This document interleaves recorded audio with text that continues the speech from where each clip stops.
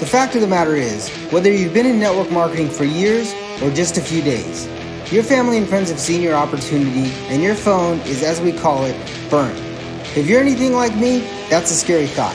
So the big question is, how do entrepreneurs like us, who love the network marketing profession, who no longer want to be that guy, and are tired of convincing people during uncomfortable let's get coffee meetings where they say, what's this all about? How do we market in a way that aligns us with our dream clients and expands our network of upfront and transparent professionals, allowing us to get our time back, our families back, and gain a real passive asset? People like us who value impact over income, we deserve to see our visions once and for all. Join me in this podcast where we'll uncover just how to do that. My name is Eric Sablon. Welcome to Burnt Phone Marketing. What's going on, guys? Eric Sablon with Burnt Phone Marketing, and I'm super excited today. I have a special guest today. Like I say all the time, never sleep on the internet. There's so many people on the internet that you can reach out to and get your bigger circle. You know how I always say you're the average of the 5 people you hang out with or listen to or speak to or is in your ear? Always be reaching out to higher and higher people. So today I'm super excited. She's the CEO of Kingdom Builder. She's a graduate from CF Design School. She's got 5 years in the IT space. She's got an MBA, so she knows business. 18 years in the car business and 20 years of high ticket sales. But here's the cool thing. She's also a high ticket buyer. So for 20 years, she's been a high ticket buyer. Her goal is to help Christian entrepreneurs make money while making a difference. So please welcome Lorna Moon to the show. Welcome, Lorna. Hey, what's up? So happy to be here. So Thank excited. you for taking the interview. This is so awesome. I appreciate that. This is so much fun. I love doing these things. Happy to be here. Nice. So I'm just going to start off with, like I do with a lot of our other clients, is tell me a little bit about your backstory, where you came from, and what got you into the entrepreneur space or the coaching space. Yeah, for sure. So you read a little bit about my background. I spent 18 years in the car business, lots of experience in sales. And what happened for me was, I had been even though I was having a ton of success in my career, I just had this growing discontent. There was just this feeling inside me that there was something that I was supposed to be doing that I wasn't doing. And, I was trying to ignore it, but it just kind of got louder and louder. So I had been doing a lot of praying and meditating and asking God to be like, okay, what is this discontent about? Can you just show me what it is? What am I meant to do here? What are you trying to tell me? And so I was meditating, and it was New Year's Eve, and it was December 31st, 2018. And I just got like this like, I call it a divine download, just kind of this knowledge, like, okay, hold on. You are meant to be doing a lot more than just helping people make money. You are going to be helping people really make a difference in the world and making a huge difference in people's lives. Like, God was like, hang on, because in a few months, I'm about to turn everything upside down. So that's what happened. And I was like, okay, well, here it is. Hang on. And, within a few months, I was getting my coaching certification, and I, started my business and jumped into the entrepreneur space. That is divine download. I love it. Sometimes you just don't know what you're really, where your North Star is until you ask somebody else or something else or a greater, you ask him where should I be going? And that is awesome. So, and you've been helping entrepreneurs for Christian entrepreneurs. And that's what I love about, like, you have this niche in this space. And I'm just going to kind of throw this out there. Sometimes, because I've seen a lot of my family and friends, sometimes the verse, money is the root of all evil, is like an excuse for people to not like money. Yes. So as a Christian entrepreneur, and that verse always gets thrown in there, how do you like overcome, not even overcome, how do you work that into an alignment and get the mindset right for your Christian entrepreneur? You are so right. That can really be a bone of contention with people, and it can be a limiting belief that they kind of hold that holds them back, kind of this guilt. But it's really, the verse actually says the love of money. And so it's not really, God knows that we need money in order to function in this physical universe, right? He knows that. So it's not like God wants us to be poor. No, what God doesn't want is us to put money and getting money above him. And what you see when you see that happen, and I've seen that happen in the online world, where people get to this point where they just don't care as long as they get your money out of you, right? They'll tell you anything, they'll do anything to get it, and that is what God doesn't want. What God wants us to do is to earn money in an honorable way by providing valuable services to people and helping them. And that's the money that's helping to build God's kingdom here on earth, right? That's why I have kingdom builders as what I do, because that's what I do. Build God's kingdom by lifting up Christian entrepreneurs and people that are doing business in the right way. That's perfect. I mean, I love, because the mindset sometimes is limiting, but I always tell my family and my cousin and my nieces and nephews, it's like the Good Samaritan. If you actually read the story, the Good Samaritan had the means because he was already taking care of himself. Exactly. So you can't be you can't put the mask on somebody else if you're struggling to actually get the air. So I just try to explain that. If you read the Bible all the way back, starting from the Old Testament, God blesses people that that follow him and follow his commands with wealth. And, back then wealth included livestock and, land and seeds to grow stuff and, abundant crops and all that stuff, as well as, gold and silver. God blesses his people with this abundance so that they can live fruitfully and that they can also share and help others. So if God wanted us to be poor, you would never read in the Bible that God blessed somebody with livestock and gold and nice garments and all these things. You would say, like, oh, you're my chosen person here. You're living in a hut and you can beg for food. God never does that in the Bible.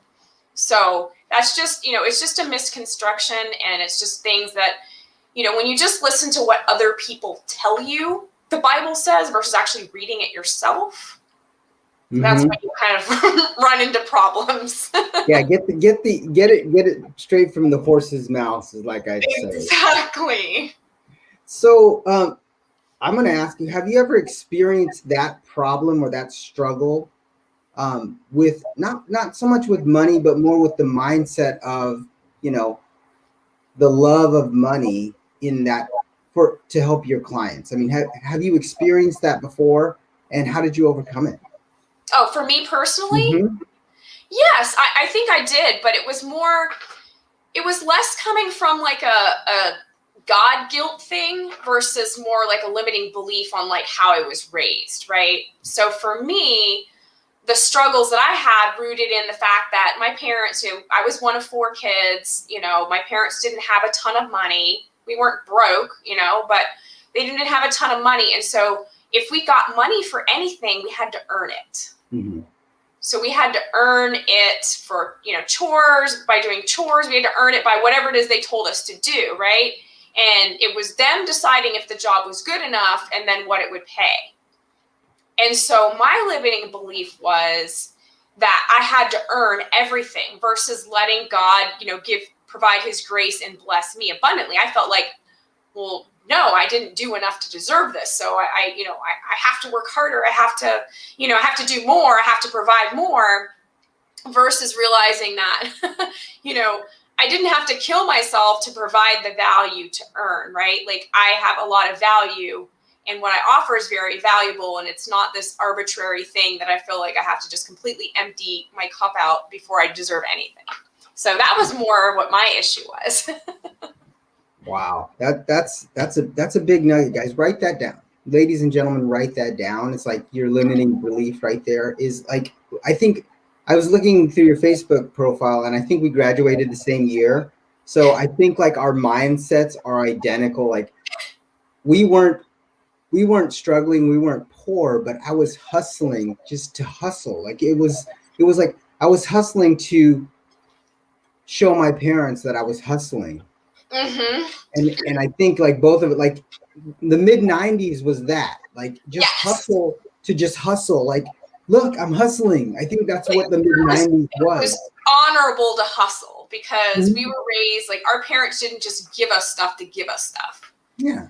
And now these days, I mean, even parents, I'm like, I've had to like deal with a lot of this in my own mindset, like seeing parents that aren't even wealthy parents just give their kids like all this stuff. And I'm like, and not make them do anything for it. I'm like, what? They didn't earn that. They don't deserve that. And it's like, I'm putting my own like limiting beliefs, but I was raised with like, we have to earn, you have to deserve on like somebody else's situation. And that's not how parents are raising their kids these days. So I even had to deal with that. It's tough, especially with like a 90s teenager is totally different from a 2000 teenager, I know it's so you get in this thing, well, how did this person get this? They didn't deserve it. They didn't earn it. And then it's like, having to realize, I mean, I worked through this with my own coach. It was my own coach that helped pull this out of me to realize that I had this thing that I felt like I had to earn and deserve everything. And it had to be really hard. Right. It had to be hard. I had to like get the badge. I had to get the arrows in my back. I had to get the scars. I had to get the wounds, and I had to like explain my wounds and my, guys, you don't understand. I did this and I did that. And look right here. I've got this scar here from this whole thing. I mean, that was us in the 90s. Yeah, you had to pay your dues. Right? That's so funny. That is so funny. That's so true, though. So, like, I want to just kind of ask, like, tell me a little story about your 18 years in the car business. Because I know a lot of people like, the car business is this and the car business is that. And, there's such a stigma on the car business. I'll tell you what, there's a stigma on the car business, the real estate business, and MLM. And kind of the same stigma. So tell me a positive story about your 18 years in the car business. And then maybe if we have some time, we'll do a negative story, but a positive story in the car business. Well, the car business taught me a lot. I mean, I can tell you that a lot of the stigma is earned, but not all of it. I got out of IT when the tech bubble crashed in 2000, right? I got into the car business because I was having a house built and I was in way too much car for my new financial situation. in trying to trade out of my car that I was like not in this good situation with to get into a cheaper car, they asked me, have you ever thought about selling cars? And I was like, well, no, right? But I needed money. I was like determined I was not going to lose this house that was being built. So I started selling cars.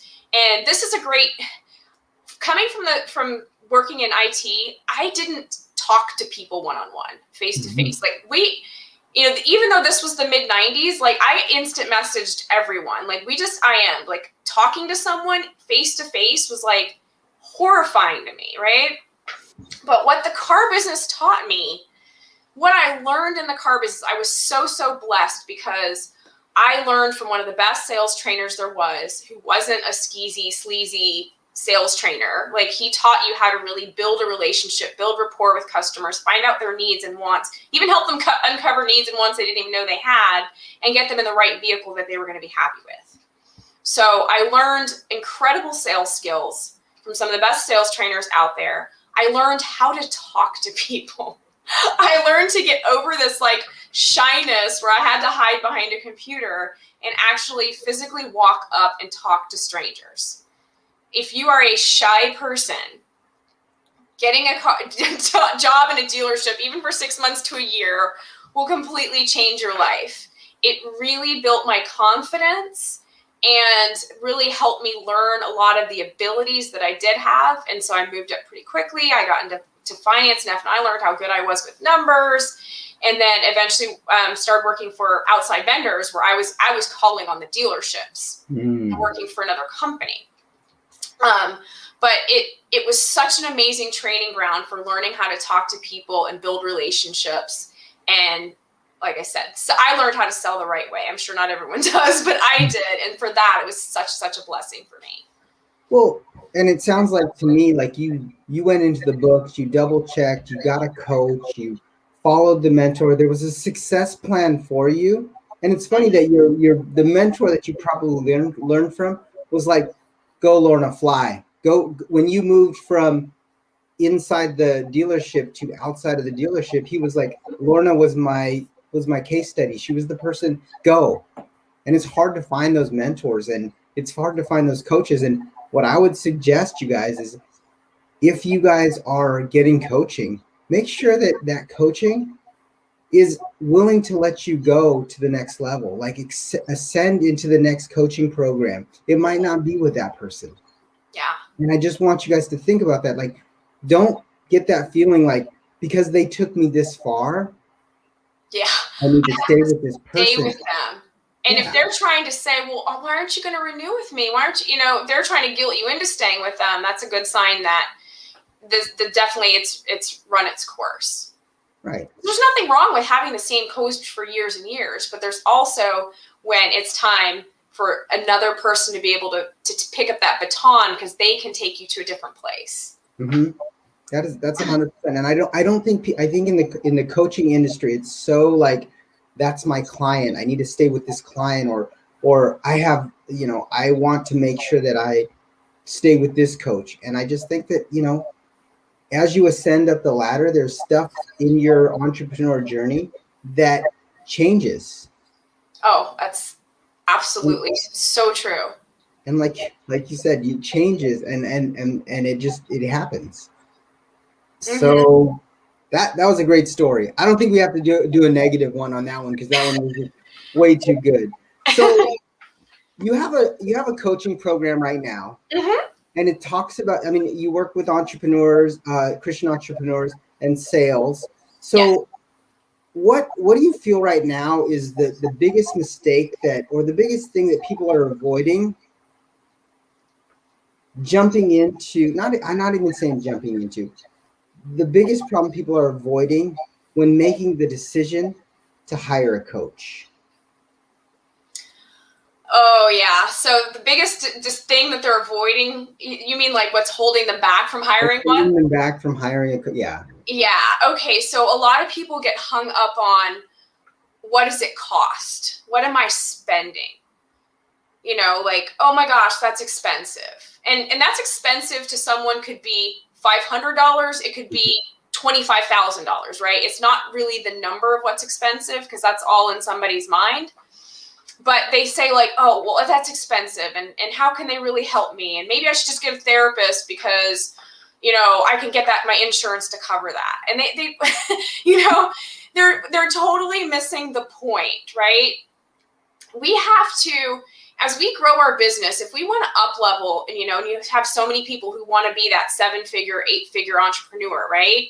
Mm-hmm. If you aren't willing to spend $2,000, $3,000, $5,000, $10,000, whatever it is on a coach, someone who has the skills and can help you get there, you're not going to get there, right? Like, you see these people that are, the 2 Comma Club winners or whatever like that. They didn't get there by just like, Googling or watching free YouTube videos, right? They invested at some level with some sort of coach, some sort of training program to get where they want to go. The other thing is with people, what entrepreneurs don't realize is that when you strike out in business on your own, it doesn't matter how successful you were working as an employee for another company. It doesn't matter. It is a whole different ballgame, because you can't rely on that little check depositing every other Friday or whatever it is, right? Like, you are the one creating your income, and you are the one creating the results. And you might think, yeah, well, that's fine. I've made however much, $100,000, $200,000 in my business, in a company, I could totally do this, no big problem.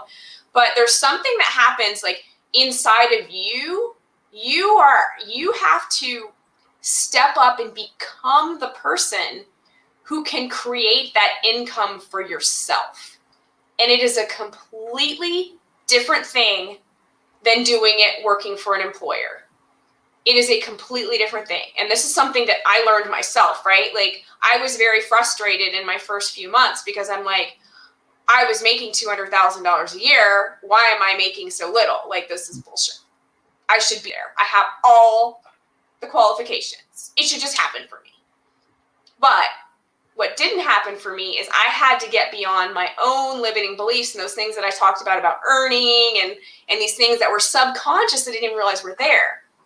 And it wasn't until I said, you know what, I'm a coach. I need to hire my own coach to work with one-on-one on these, and invested. And I can tell you, I invested, it's a badge of honor. It's a badge of honor to invest. Like you tell people how much you've invested. Yeah. I mean, I've invested tens of thousands of dollars, right? Tens of thousands of dollars I've invested. Uh-huh. And so, and 10,000 for one coach, 12,000 for another coach. I've invested that money, but I have recouped that investment in the person that I've become and what that's allowed me to create.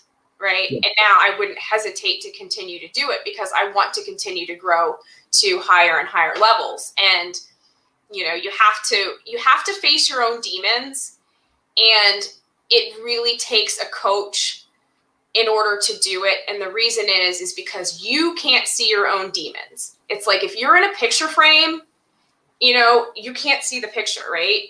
Like you need that person sitting across from you that's saying, oh, I hear this, that you're saying, I can see that this is something that's holding you back. Let's dive into that. And you might be like, oh, wow, right? It's kind of like magic. I call it like magic. It's like, I'm always amazed when my coach pulls something out that I'm like, oh my God, I didn't even realize that was there. But it takes that in order for you to become that person who can become that. Some people have never earned six figures, six figure, that seven figure, that eight figure earner. It requires someone to help you see your blind spots. Right. So it's so important. When we launched our business, the founder of Drop Funnels, we got on an interview with him, and he said the exact same thing. He said it in a different frame. He's like, sometimes you can't read the label if you're in the bottle. That's so true. And I was like, oh my goodness. That stuck with us. He also said, because we were selling I think it was a $97 product. He goes, you're going to put the same amount of work into a $97 product as you do, because you guys are you, as you do in a $997, $497, $5K offer. You are going to put the same amount of energy in there. He goes, this is the difference you're going to get. A different client. $97 you spend at dinner. Yeah. You go to, let's go to dinner. Yeah. 97. And I say that everybody out there that I don't go out to dinner for $97 all the time. But if you do it, like last night, our dinner, we went to a nice restaurant. It was just under $200 for my wife and I. That is like a dinner. If you have a family with kids, you can go to Olive Garden and spend $97 easily. Right? Yeah, $97, and nobody got the all you can eat anything. No, exactly, right? Yeah, it's so true. But yeah, I love what you said about the coaches and being able to invest the money into getting better and getting to a next level. And I think this whole interview is talking about, guys, understanding the next level of your business and what's holding you back. And this is not scripted. This is real, like two coaches talking about the problems that we're seeing out there. So Lorna, this has been an awesome interview. So I got a couple other questions. Sure. I know you created a solution for the Christian entrepreneur. What do you think? Like, if you were going to restart, how would you structure it? How would you structure like your ascension model or your levels for your different clients? Like, how would you structure it, and what would it look like? Like, if you decided to make an adjustment. If I decided to make adjustment in my business, in the course flow. Okay. Yeah. And like the course flow. So I work with people right now. I work with people one-on-one. Okay. And the reason I choose to work with people one-on-one, and I've had tons of people tell me, you need to develop a course, and you need to develop a mastermind, and you need to do this, and you need to do that. And because you can scale it better and this and that. Bottom line is where I'm at in my business right now, I really, really enjoy working with people one-on-one. I think to me, and it's probably because I choose to hire people to work with me one-on-one. I think that to really dive in and dive deep, and this is what I like to do, deep coaching, right? And to really provide what my person needs, that needs to be, for me, done one-on-one. I think that group programs have an absolute benefit. And when I work with clients that also want a group type of experience, I will refer them to do, in conjunction with our work, a group program that I know will provide what they're looking for. Yeah. But for me, I'm just a custom bespoke coach all the way around, because I have clients that I work purely on mindset and business with, just like mindset and like marketing strategy and figuring out, who it is they want to serve, how they want to serve it. I have people that I build funnels for that really need the tech help. And, I'm not trying to build like a, 30-page website for people. I will totally have them outsource that. And I have wonderful people who can do that. But as far as like a simple, simple funnel to bring in leads, or simple sales page funnel or whatever, that's something that I'll actually even do for them, because I'm good at that and I enjoy the tech and I enjoy that part of it too. So some people I'll help them with the technology and choosing the things that are going to work for them, the solutions that they can manage on their own, and help them get out of the tech overwhelm and letting that like hold them back from their business, and then work on their offers and how they're going to deliver it. So because of that, just no Christian entrepreneur is the same. Some people are just starting out brand new. Some people are, are a year or two into their business, but they're looking to grow it a little bit more, or looking to add some additional products. And I can't deliver what I do in a group format. So when I have people that can benefit from that, I have them join a group program that matches what will complement our work. And that's one thing that as a coach, I like to do, is like, if my program doesn't fit for what they're doing, or it complements, definitely send them to somewhere where, if the client is asking for group coaching, or if the client's asking for one-on-one coaching, if you're a coach and you're inside the groups that you should be in, you can refer them to someone that fits their needs. Exactly. There's enough people out there that you'll be able to, like, the referrals will come back. Being in scarcity mindset where they're my client and I'm not going to like let them see anybody else's program, that doesn't do them any service at all. I mean, that does not do them service at all. Right. Now, shiny object syndrome, you got to be careful on. Like, don't go. Oh, absolutely. No, absolutely. And that is a thing too that can really not only drain people's wallet, but drains people's energy and leave them spinning in confusion and overwhelm, and actually not getting their business going and not making money because they're so busy taking all the courses. And I get it. It's noisy out there right now, y'all. Everybody wants a piece of your wallet, and everyone is using the psychological triggers to make you think that they have that one missing piece that you need. And if you just invest $9.97 with them today, in a couple weeks, your problems will be solved. I can tell you that's probably not the case, right? It's probably not the case.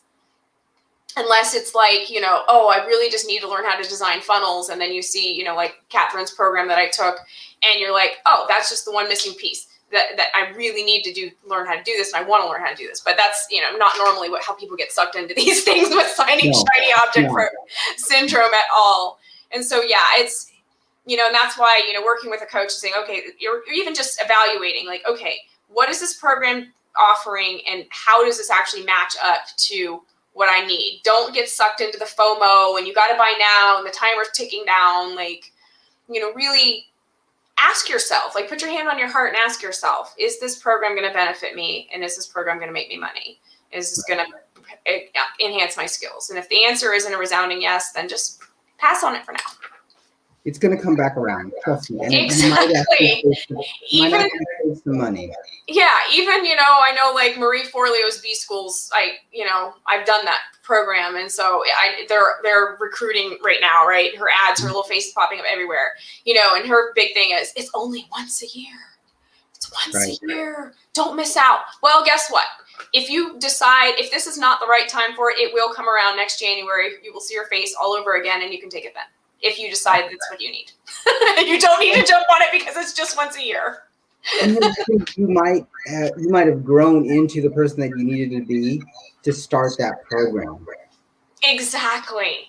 Exactly. And you know, our ads people, they know what they're doing.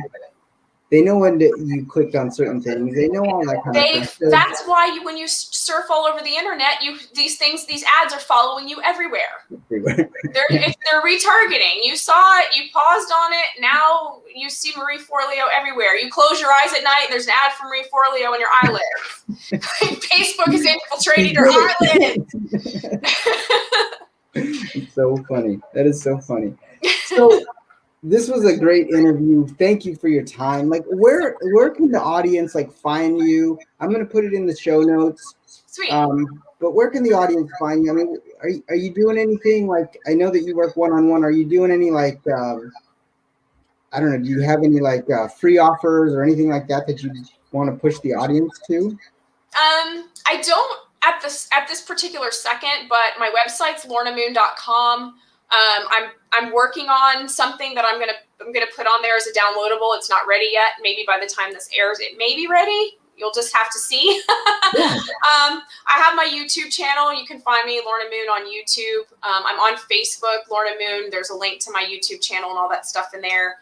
I do lives most weekdays. I do lives, and I put stuff up on YouTube. So I'm talking about lots of different things that are relevant to our industry, and so there's some good free nuggets of wisdom that are there.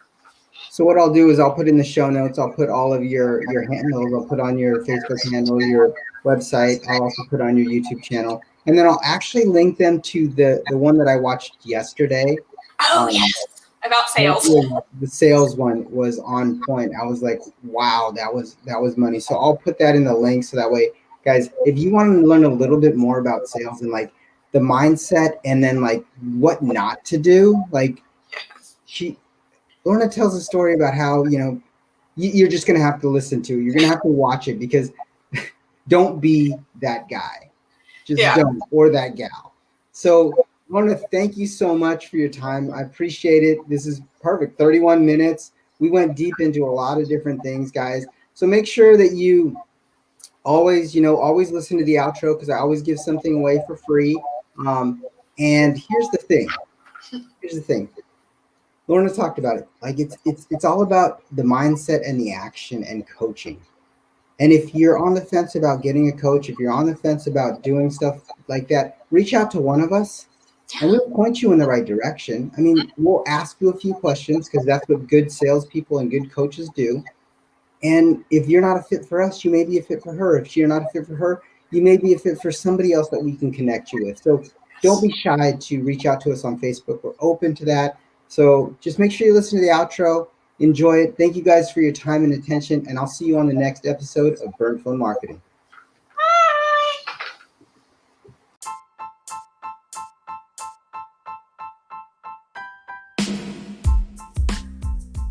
Are you tired of those lame Facebook groups that provide no value? Well, our Facebook group is awesome. Go to unlockthefbgroup.com and get access to our Facebook group where you will be able to find interviews of top network marketers and Q&As where you can jump in and talk to them live. We also have massive training. We provide a bunch of free tools. So jump into that group. Again, that's unlockthefbgroup.com. We'll ask you a few questions in mini chat because that's what we do, and make sure that you're not a spammer and get you into the group right away. So again, go to unlockthefbgroup.com and don't be a spammer.